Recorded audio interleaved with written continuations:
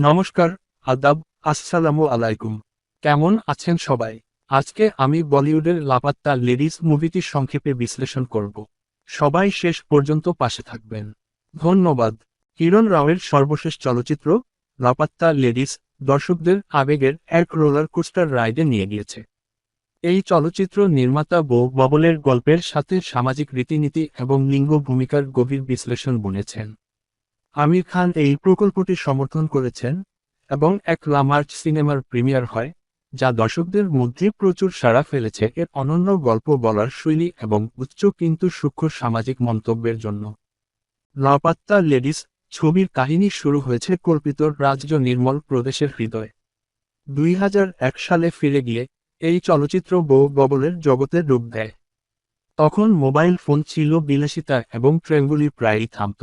গল্পের শুরুতে ফুলকুমারী, এক তরুণী, তার শ্বশুরবাড়ির উদ্দেশ্যে রওনা দেয়। তার হাসিখুশি স্বামী দীপকের সাথে নবদম্পতির সূর্যমুখী গাঁয়ের ট্রেনে উঠে বসে। যখন ট্রেন নববিবাহিত দম্পতিদের দিয়ে পূর্ণ হতে থাকে, যৌতুক নিয়ে কথোপকথন বাতাসে ভেসে ওঠে। দীপক তার যৌতুক নিয়ে কথা বলতে দ্বিধা করলেও আরেক দম্পতির বাবা মা গর্ব করে তাদের যৌতুক নিয়ে কথা বলে। এখানেই আমরা অন্য দম্পতি প্রদীপ এবং জয়ার সাথে পরিচিত হই। লক্ষণীয় যে উভয়ের বধূই ঘোমটা পরিহিত ছিল। গন্তব্যে পৌঁছানোর পর দীপক ভুল করে বধূর হাত ধরে ফুলকে ট্রেনে ফেলে যায়। অন্যদিকে প্রদীপ ফুলকে নিয়ে ট্রেন থেকে নেমে যায় এবং ফুল শীঘ্রই বুঝতে পারে যে সে হারিয়ে গেছে। চলচ্চিত্রটি প্রদীপকে একজন প্রতিপক্ষ হিসেবে উপস্থাপন করে, যিনি সম্ভবত তার প্রথম স্ত্রীর সন্দেহজনক মৃত্যুর সাথে জড়িত এবং এখন যৌতুকের জন্য তার দ্বিতীয় স্ত্রীকে হারিয়ে ফেলেছে। লাপাত্তা লেডিস এর পরবর্তী ঘটনা প্রবাহে দেখা যায় ফুল এবং পুষ্পার রানী ওরফে জয়া উভয়ই তাদের স্বাধীনতা খুঁজে পায়। ফুল মাঞ্জু মায়ের মালিকানাধীন একটি চায়ের দোকানে কাজ শুরু করে, যিনি তাকে আশ্রয় দেন।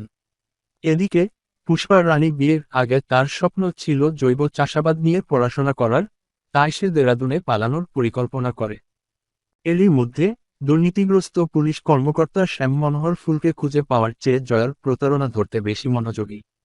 পুষ্পার রানীর সেজে থাকা জয়া বিপদে পড়ে, তবে দীপকের উদ্বেগ দেখে সে থেকে যাওয়ার সিদ্ধান্ত নেয়। সে ফুলের একটি স্কেচ এবং একটি যোগাযোগ নম্বরের ব্যবস্থা করে, কিন্তু তার পরিকল্পনা কার্যকর করার আগেই শ্যাম তাকে চুরির অভিযোগে গ্রেফতার করে। পাতিলা স্টেশনের লোকেরা ফুলকে পোস্টার সম্পর্কে জানায় এবং সে তার শ্বশুরবাড়িতে ফিরে যায়। এদিকে শ্যাম সত্যটি জানতে পারে এবং জয়াকে তার নির্যাতনকারী স্বামীর কাছ থেকে মুক্ত হতে সাহায্য করে।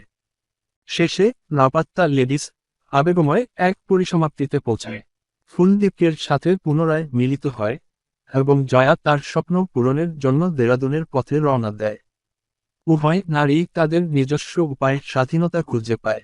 দীপকের মর্মস্পর্শী বক্তব্য প্রতিধ্বনিত করে, স্বপ্ন দেখার জন্য ক্ষমা চাওয়ার প্রয়োজন নেই। এই হৃদয়স্পর্শী নোটে পর্দা নেমে আসে। কেমন লাগলো বিশ্লেষণটি? কমেন্ট করে জানাবেন। ভিডিওটি ভালো লাগলে একটি লাইক দিবেন আর চ্যানেলটি সাবস্ক্রাইবও করবেন। ধন্যবাদ।